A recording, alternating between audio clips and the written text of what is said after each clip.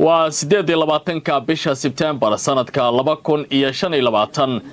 habeen ay axad tahay isla markaana isniin soo galayso qodobada aan idin hayana waxa kamid ah Israel waxay markii ugu horeysay qiratay fashil dhinaca sirdoonka oo ku dhacay kadib weerarkii ay ku qaaday magaalada Dooxa 9kii bishan September aynu ku guda jirno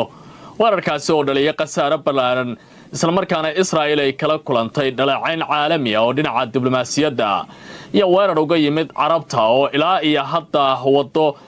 in ay ka ashtakooto meelo kala duwan oo kamid ah fagaarayaasha caalamka iyo diblomaasiyadda haddaba maxay tahay warbixinta gaarka oo ay baarayaan hay'adda Shebag loo yaqaano oo arrimaha sirdoonka maxalliga Israel ka shaqeynaysa maxay ku qorayaan warbaahinta adduunka maanta warbixin ayaan idinkaga hayaa arrintaasi oo aan si gaar ah ugu faaqidi doonaa